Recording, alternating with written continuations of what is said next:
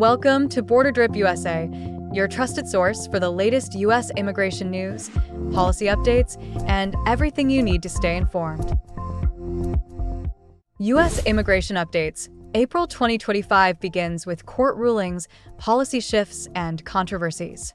As April 2025 unfolds, the U.S. immigration landscape has entered a critical new phase. Recent legal decisions, policy revisions, and enforcement actions are impacting migrants, students, and families across the country. While some view these moves as necessary reforms, others see them as legally questionable or even discriminatory. In today's report, we're breaking down all the key developments in courtrooms, federal agencies, and universities. Court limits use of 1798 law in deportation case. One of the most significant events this month is a federal court decision concerning the Alien Enemies Act of 1798, a rarely used wartime law. This statute, originally intended for use during armed conflicts, was recently cited by the administration to justify the mass deportation of Venezuelan migrants. But in a major legal win for immigrant rights, the U.S. Court of Appeals ruled that this use of the act was not lawful in the current context. Mass migration is not a military invasion, the judges stated. Due process protections still apply, even in cases involving large groups of undocumented migrants. The ruling came from a three-judge bipartisan panel with appointments from both major parties. One judge dissented on procedural grounds, questioning if the original case was filed in the correct jurisdiction. This decision is likely to influence how emergency powers are interpreted in future immigration cases, especially during times of humanitarian crisis. Humanitarian parole programs under legal challenge. While the courts are narrowing certain legal authorities, several humanitarian parole programs are facing mounting opposition from within the federal system itself. Programs such as Uniting for Ukraine, a family reunification parole, and country-specific programs for Venezuela, Haiti, Cuba, and Nicaragua were launched to provide temporary legal entry for individuals fleeing conflict, instability, or natural disasters. But here's what's happening. Federal lawsuits are questioning whether these parole programs bypass traditional immigration vetting. Critics claim they were implemented without sufficient congressional oversight. There's growing speculation that restrictions or terminations of some programs may soon follow. These programs were originally designed as a lifeline for people in vulnerable situations. As the debate continues, many families are once again left in limbo, unsure whether their loved ones will be allowed to enter or remain in the U.S. Visa revocations linked to campus protests stir controversy. Turning to universities, a new wave of concern is rising among international students as reports surface of visas being revoked due to participation in political protests. Over 300 student visas have reportedly been canceled in recent weeks, including those of students enrolled at top U.S. institutions like Columbia University, Harvard University, the University of California System. Federal authorities claim that some protests showed support for groups deemed hostile to U.S. foreign policy.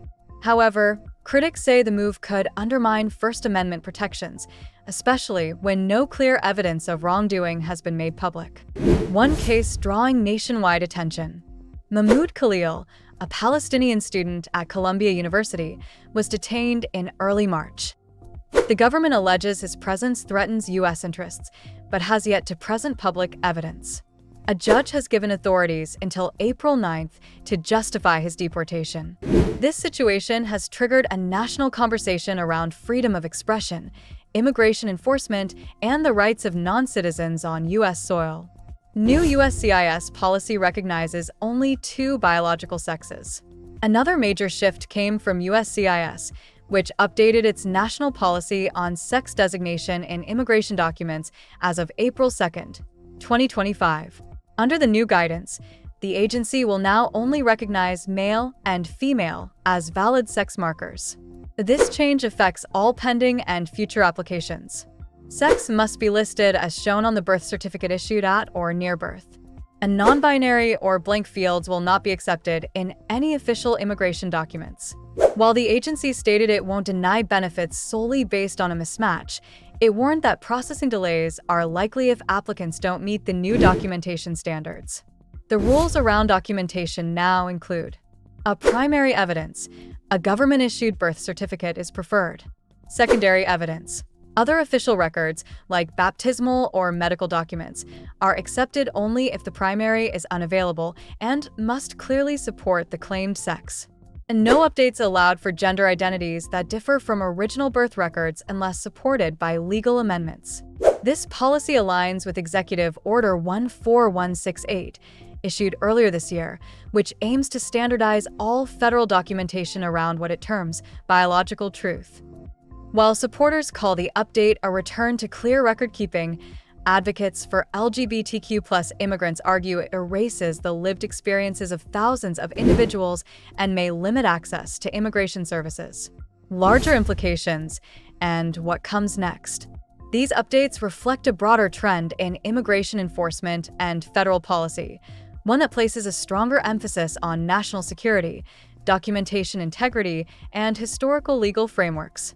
What we're seeing: courts are reaffirming constitutional protections, even in contentious cases. Humanitarian pathways are becoming more legally fragile. Free speech protections for immigrants are being tested against foreign policy concerns. And policies around gender recognition are shifting back to binary definitions. For migrants, students, advocates, and families, the message is clear. The immigration process is evolving quickly, and staying informed is more important than ever. If you found this video helpful, please like, subscribe, and turn on the notification bell so you never miss an update. Thanks for watching BorderDrip USA.